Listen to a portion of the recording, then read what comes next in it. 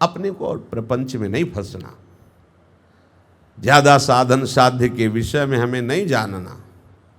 राधा राधा, आप देखो तो ये नाम ऐसा ऐसा लगता है हृदय निकल के बाहर आ जाएगा। जब कभी कभी एकांत में इसका प्रहार होता है राधा नाम का, हृदय चूर चूर हो जाता है। फिर इसमें एक अमृत तत्व ऐसा विराजमान है कि चूर होते हुए फिर जुड़ जाता है। भोरी सखी जी ने कहा है, बार बार टूक टूक चूर चूर हो जाता है, फिर जुड़ता है। फिर अन्य कोई वासना टिक सके इस नाम के सामने, अन्य कोई कामना टिक सके, असंभव। बस आप अंतराय मत डालिए। जो अंतर है वो अन्य है, जो निरंतर है वो अनन्य है। अगर अनन्य होना चाहते हो तो अंतर हटा दो, अंतर से अंतर हटा दो, निरंतर में डूब जाओगे। विश्वास करो इस बात पर। जो अंतः में आपने अंतर डाल रखा है और चाहते हो कि अनन्य भजन बने, तो असंभव। कोई है तुम्हारा,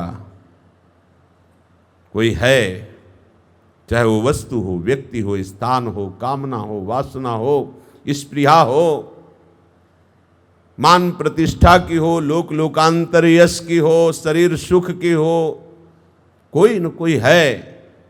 अगर अंतः में अंतर नहीं तो निरंतर स्वाभाविक भजन होने लगेगा। निरंतर भजन इसीलिए नहीं होता कि अंतर है। ये अंतर ही पाप करवाता है। हानि हरिवंश के नाम अंतर पड़े। जब हमारा अंतर होगा तभी पापाचरण होगा।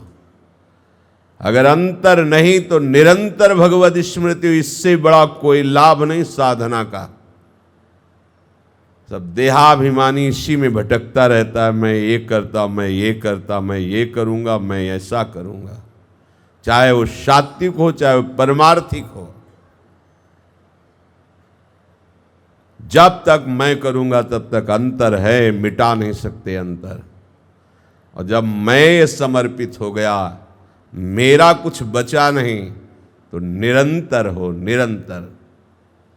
ये निरंतर शब्द अमृत है। अव्यावृत भजनात्, निरंतर भजन, अखंड भजन, अबाध भजन। हम खुद बाधा डाल रहे हैं और चाहते हैं अबाध भजन। मनमुखी चाल कभी अखंड भजन में प्रवेश नहीं होने देगी।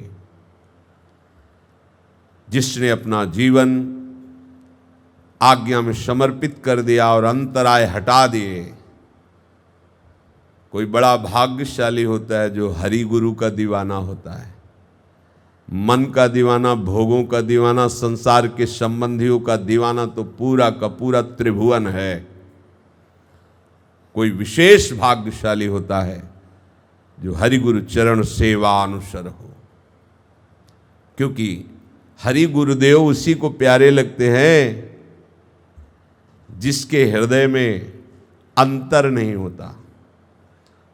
नहीं तो प्यार का नाटक होता है, जहां कोई प्रतिकूलता आई तो जहां आपने मान रखा है वहीं पहुंच जाओगे। सारी मान्यताएं जिसने मिटा दी, अंतर मिटा दिए, वो गुरु आसक्त होता है।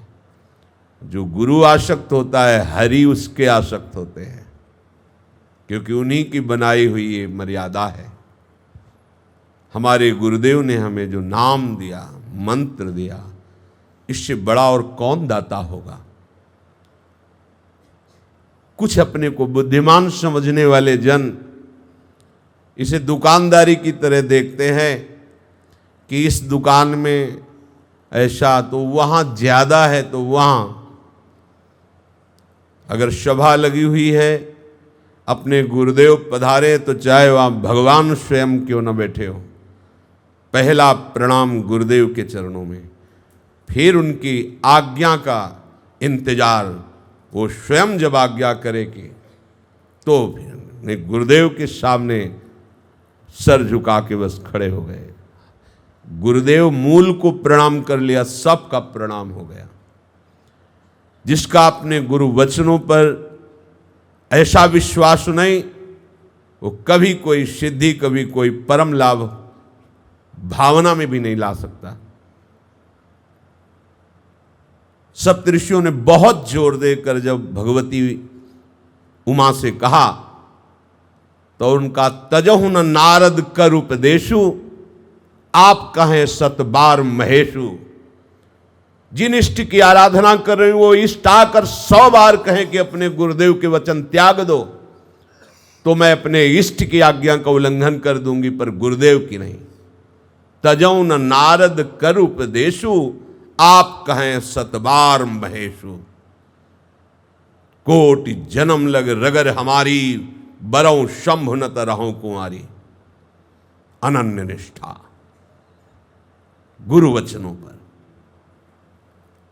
हमारे गुरुदेव हरिवंश महाप्रभु हमें राधा नाम, राधा मंत्र, राधा चरणारविंद की परिचर्या प्रदान करी है।